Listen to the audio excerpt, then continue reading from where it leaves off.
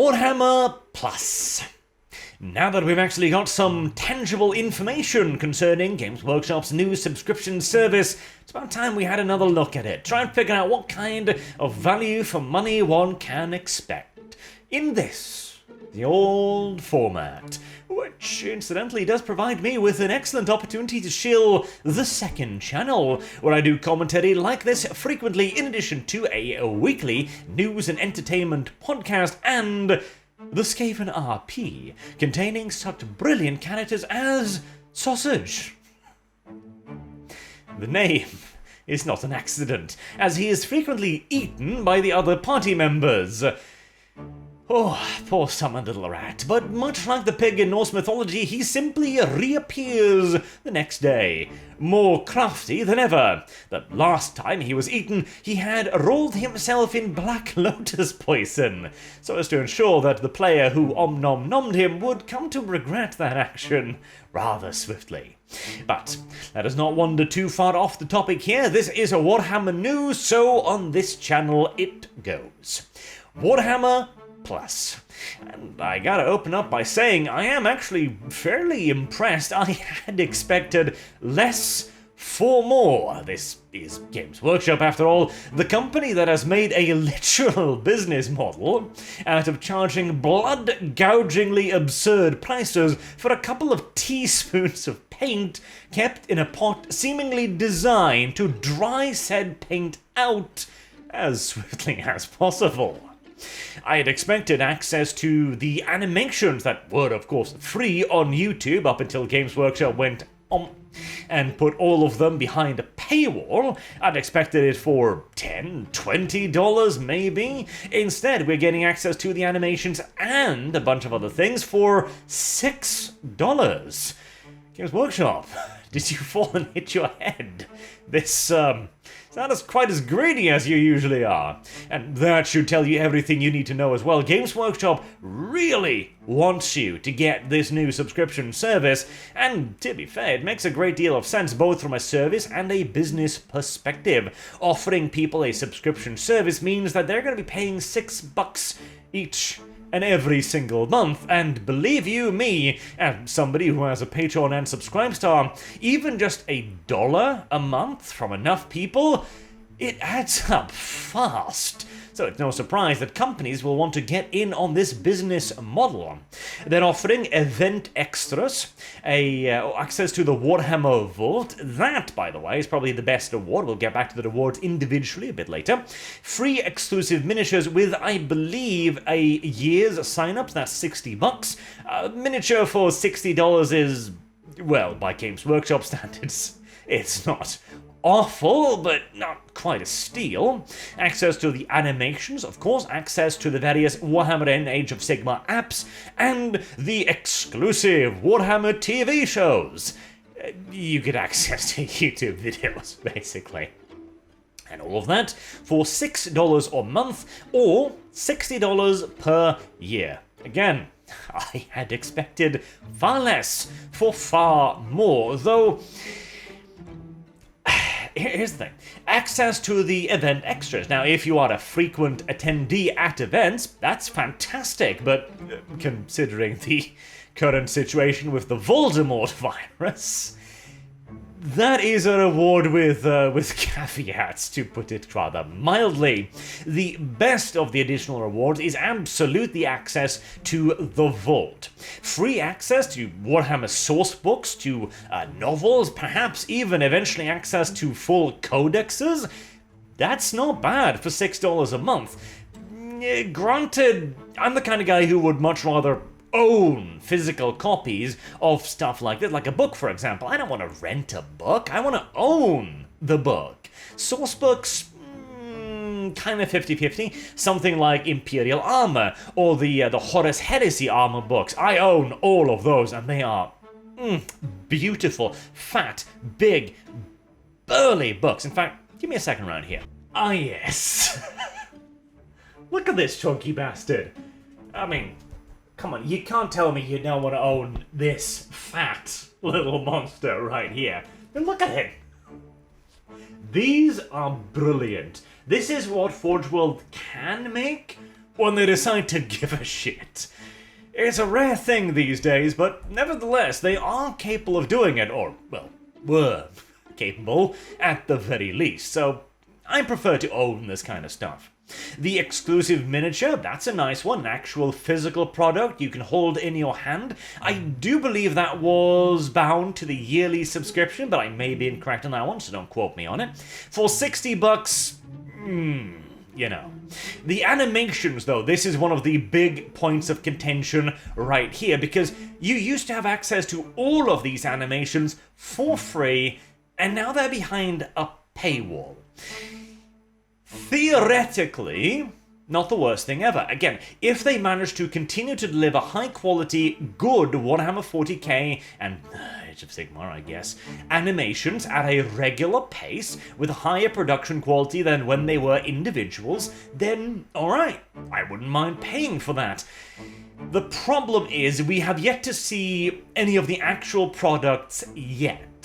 And I have a sneaking suspicion that the moment you take these artists who are making this stuff out of passion and you put them in a 9-to-5 work environment with corporate executives looking over their shoulder every point of the day, I suspect we're going to see an inferior product awfully quickly. I hope not, but let's face it, that is more often than not what happens when this kind of stuff occurs.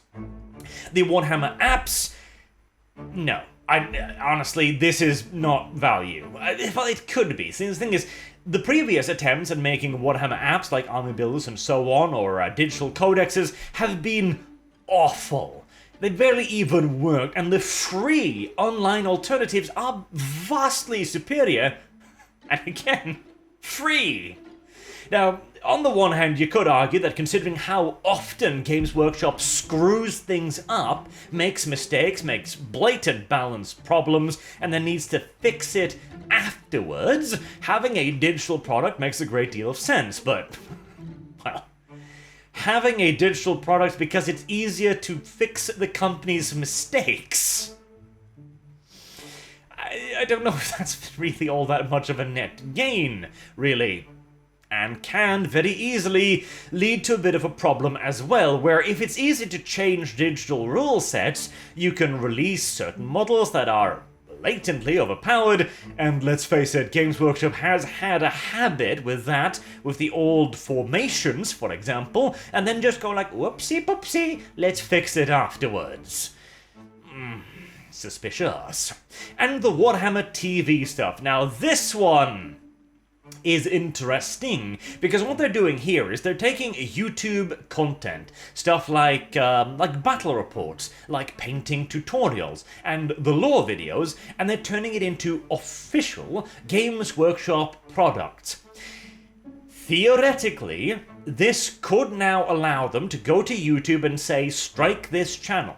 Why? Because it is competing with us using official Games Workshop models, paint, settings, etc., and we are making our own official show out of it, ergo they are in direct competition with our product, and so it's a copyright infringement. That is a potential danger of this. Now, whether or not they'll be stupid enough to do it, God, I hope not. Now, in my case, I'm not particularly threatened by it for 3 reasons. 1, I don't do just Warhammer 40k or Age of Sigmar, God help me, lol. So if they try to go after me, I'm just gonna go like, that's not all I do. Fuck off. But a lot of channels that do only stuff like that, they could now be copyright targets. As for the lore videos...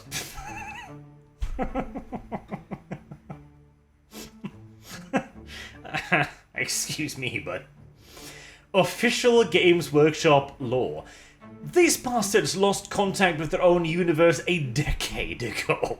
I mean, hell, look at the recent Horus Heresy, for example. Oh, for all of the good stuff in the Horus Heresy, you've got complete and utter nonsense, like Petarabo being a completely different character every single bloody book.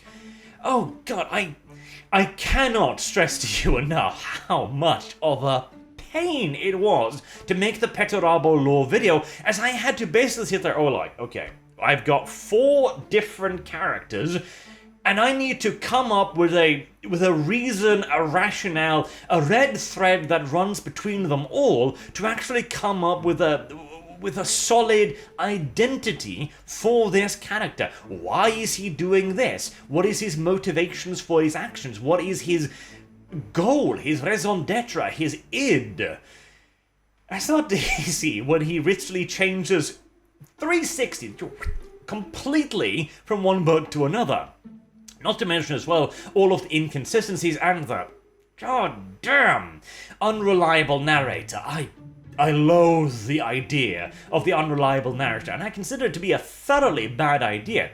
I view it as Games Workshop looking back at a few decades of lore and thinking to themselves, well, this will be a lot of effort to organize and make a proper lore codex out of, so let's just say that everything is canon and nothing is canon, because if everything's canon, nothing is. On the one hand, you can have a Titan god machine. It takes hours, days possibly, to land it onto a planet's surface, to carry out the proper rituals, the rites, to bless, to sanction the machine, to release all of the holding clamps, the chains, all of the things that hold it in place whilst it's plummeting through the goddamn atmosphere. Not to mention powering up its main engines. These are plasma cores. They need to be brought up to power very carefully, otherwise, boom.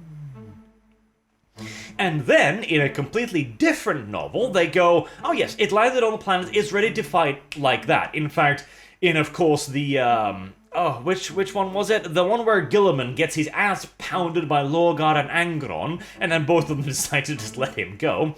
But in that, Gilliman decides to drop, what was it, an Emperor-class Titan directly into a battle. Granted, that's an ADB novel, so of course the Loyalists have 2 brain cells between them. But yes, Games Workshop's official lore changes so goddamn frequently my head spins. So I'm not at all worried about that. Oh, official Games Workshop competition. What, 5-minute plastically lore videos about whatever you want to sell me this particular month? Yeah, I'm not particularly concerned. As for the other stuff though, like lore videos would be pretty difficult for them to try and strike or control, but battle reports? I mean, shit, how do you argue that a battle report is fundamentally different from the official Games Workshop battle reports? Again, I don't think they'll be stupid enough to actually do anything with it, but let's just say that if I were doing battle reports, I'd start doing some other tabletop war games as well, just so I could be like, this is not all I do. I'm a far more, I've got more scale than this, is perhaps what I'd say. But, again, I don't think they'd be stupid enough then.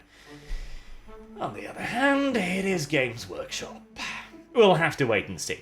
All in all, I'm like, a lot of this, the apps, for example, that are better online free alternatives, the animations, we used to get access to those for free.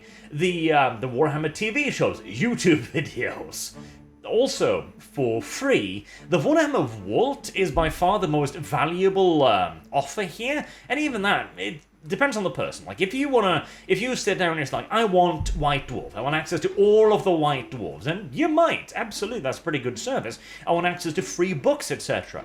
You know what? That's actually kind of worth the $6. The other stuff, again, most of it's stuff you actually got for free, but you're now being asked to pay for. My conclusion on this is it's a bit of a mixed bag, really. On the one hand, I had expected less. I really had. And they have put in a real effort here to actually provide some value for your money. Again, the Warhammer Vault is pretty darn good. A free miniature, that's not bad at all. In fact, that probably costs a fair bit to manufacture and produce and send out and so on. That's nice. The animations, the apps, and the TV shows, stuff you used to get for free, but now you gotta pay for it. And the events, that could be very valuable if indeed you are a frequent attendee of events. It's not a great package, in my opinion, but it's certainly not an awful one either. It's very situational, I think. And then there's, of course, the implications about them now officially having a monetized product that can be in direct competition with painting tutorials, with battle reports, and to a degree, albeit a lesser one, with lore, just simply because of how inherently transformative an interpretation of Games Workshop's lore is. I need to make like a full video on the problems of the unreliable narrator at some point, because it does have its benefits, but primarily I view it mostly as an excuse for lazy writing. To be able to have in one book, space battles be epic, titanic conflicts that takes hours of maneuvering, of shooting, of long-range torpedo volleys, of las blasts, of shields soaking up tremendous damage before finally petering out and failing and damage being done, to, oh yes, we passed each other 2 or 3 times, the entire battle was over in 5 minutes. Rightio then. Anywho, what do you guys think? I've seen a lot of mixed feedback on this. You've got, of course, the usual actors who are overjoyed at the opportunity of paying $6 a month for access to stuff they already had. I've also seen some other people who are usually very optimistic about Warhammer being downright depressed by the notion that they are now going to be launching their own official versions of what they used to do on YouTube, and I totally understand that as well. My tip is diversify. Do it now. If for no other reason than for some basic ass covering, because again, this is one of those areas that are very foggy, legalistically speaking, and this is Games Workshop, the company that tried to trademark pauldrons.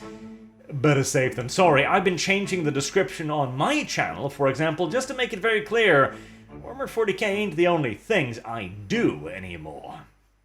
Anywho, let me know what you think down in the comments below, and until next time, I have been Arch. Thank you all very much for watching, and I hope to see you all again soon. Oh, and remember, go to the second channel, like and subscribe, because, honestly, I have more fun with that right now than I do Warhammer, particularly with the TV news.